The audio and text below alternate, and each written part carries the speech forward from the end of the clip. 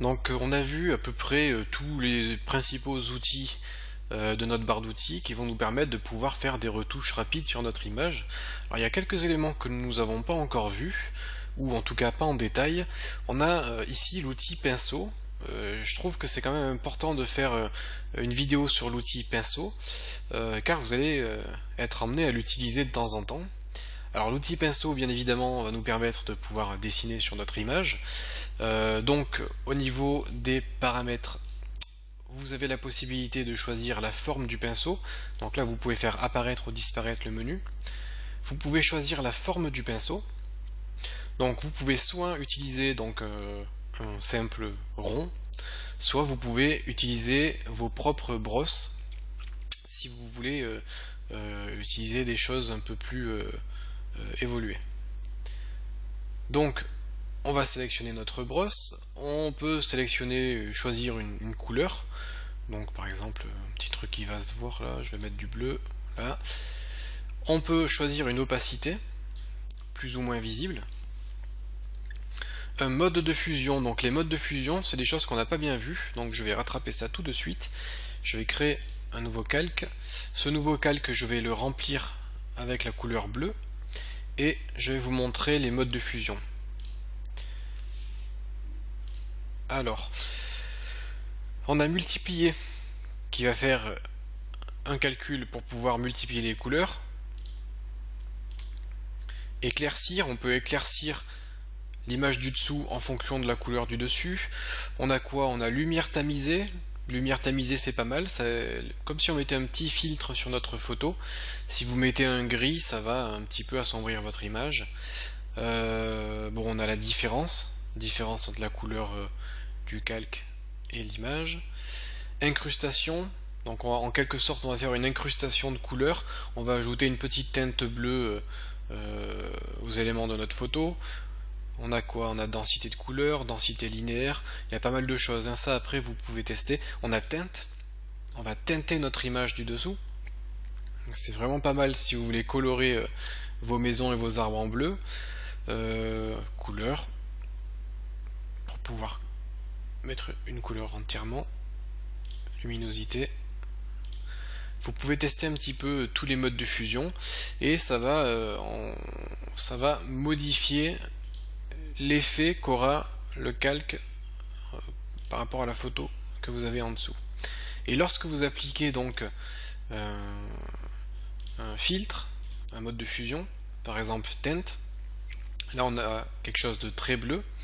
Et bien si vous voulez teinter votre image sans que cela modifie totalement les couleurs de base, et bien vous pouvez diminuer l'opacité de votre calque comme ceci, de façon à mettre une teinte plus ou moins importante.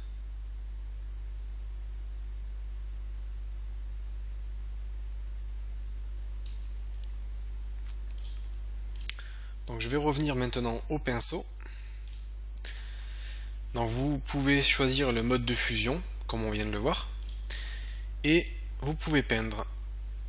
Alors, au niveau du pinceau, on a plusieurs paramètres. On a le diamètre et la dureté. Donc le diamètre, c'est la taille. La dureté, c'est en fait le dégradé que vous avez autour de votre pinceau. Je vais mettre opacité 100%. Je vais mettre un gros diamètre. Donc là, j'ai un pinceau avec une dureté de 0%. Vous voyez qu'il y a un certain dégradé entre le centre et l'extérieur. Et si je mets une dureté de 100%, là ça va être un trait droit sans aucun dégradé.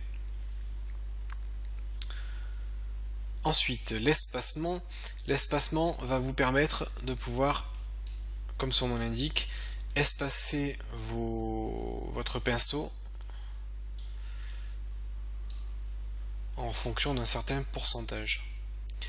Donc ça peut par exemple vous permettre de... Je l'ai déjà utilisé pour créer un fond d'écran personnalisé. Un jour je me suis amusé à éparpiller comme ceci mes éléments. Et je me suis amusé à faire un fond d'écran avec des petites bulles dessus. Donc ça c'est juste pour donner de l'aléatoire à votre pinceau. Vous pouvez faire énormément de variations.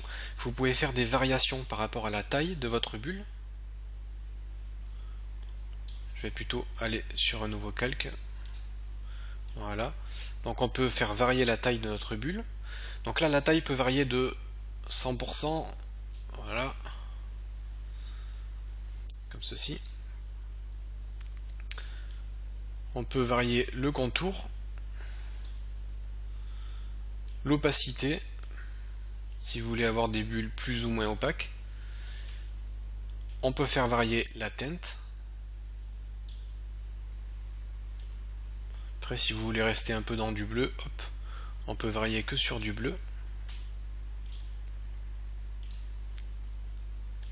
La saturation, la luminosité.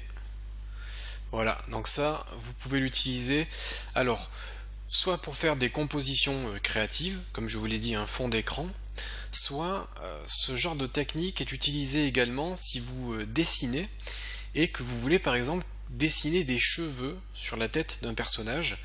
Vous pouvez sélectionner une brosse cheveux, et vous pouvez faire varier la longueur, la couleur, l'opacité des cheveux, de façon à avoir quelque chose de très très réaliste. Ça va vous permettre de pouvoir dessiner très très rapidement comme ceci des cheveux et de donner quelque chose, enfin, un petit sentiment de aléatoire. Donc voilà au niveau des pinceaux. Et une chose qui est importante aussi à savoir, c'est que si vous avez une tablette graphique, vous allez avoir la possibilité de gérer la pression de votre stylo. Donc par exemple, vous pouvez gérer la pression sur la dureté, par exemple. Si vous avez une tablette graphique, au plus vous appuyez sur le stylo, au plus la dureté sera élevée, et au moins vous appuyez, au moins la dureté sera élevée. Donc en fait, vous allez pouvoir gérer la pression du stylo de façon à pouvoir peindre comme si c'était sur une feuille de papier avec un vrai stylo. Donc voilà pour tous ces petits paramètres. Ça peut être utile dans certains cas d'avoir donc tous ces éléments.